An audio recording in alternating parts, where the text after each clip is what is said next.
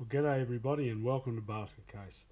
I've just been putting fluid into the middle gearbox and the final drive. And of course I want to put fluid in the engine oil, but I can't because I'm going to have to pop this cover off. And what's this? CAD template. For anyone who doesn't believe that I actually can 3D model in CAD, here's a couple of examples.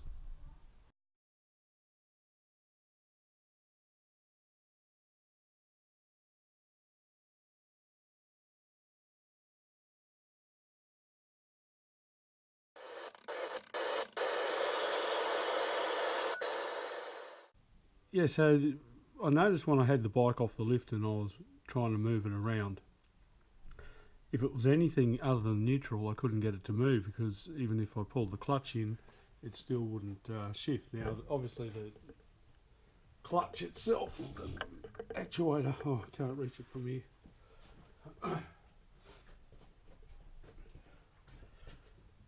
You can see that the clutch itself is actually moving.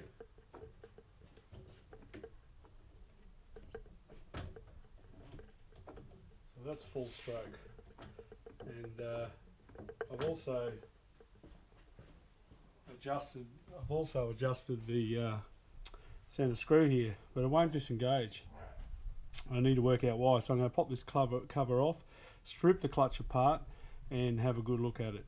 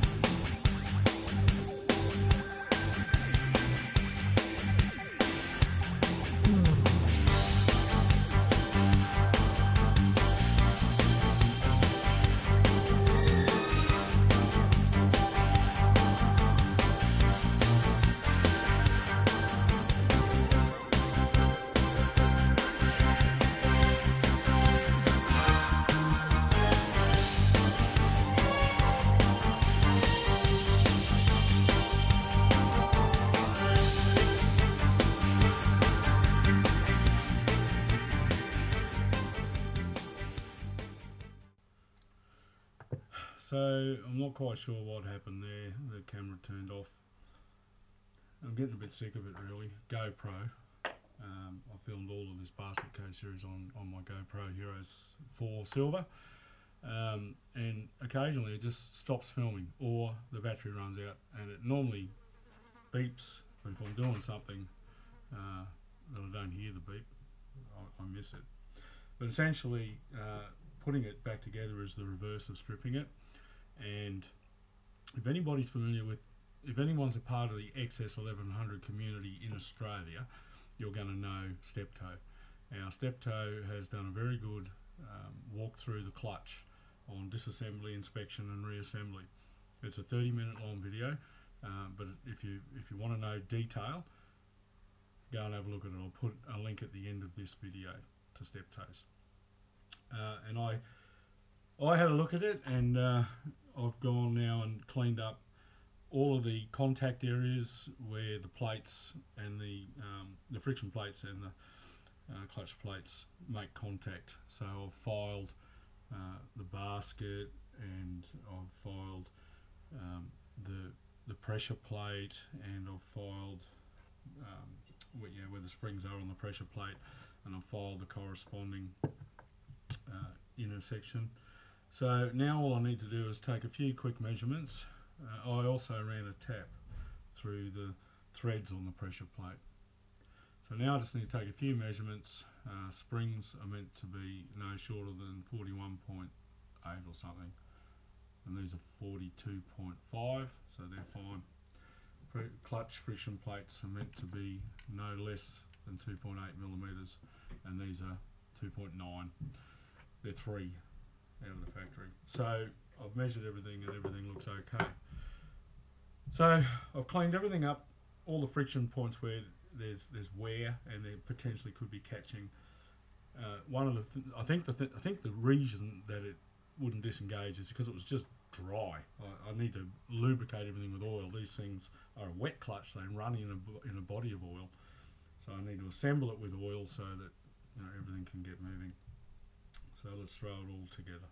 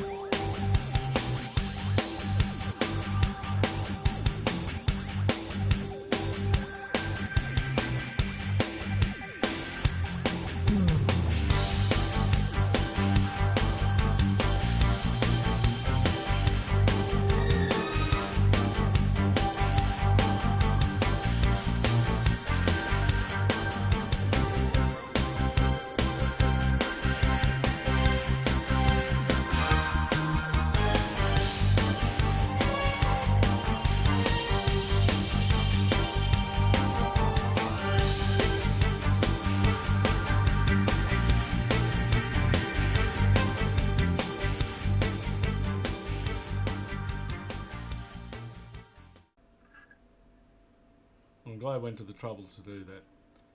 Took quite a bit of time though to go through each of the clutch components, measure everything, make sure that it was within tolerance, clean up all the contact areas. I had a bit of trouble with the camera cutting out a couple of times. I'm not quite sure what's going on there, but yeah, I've looked through the settings. I'm not telling it to turn itself off.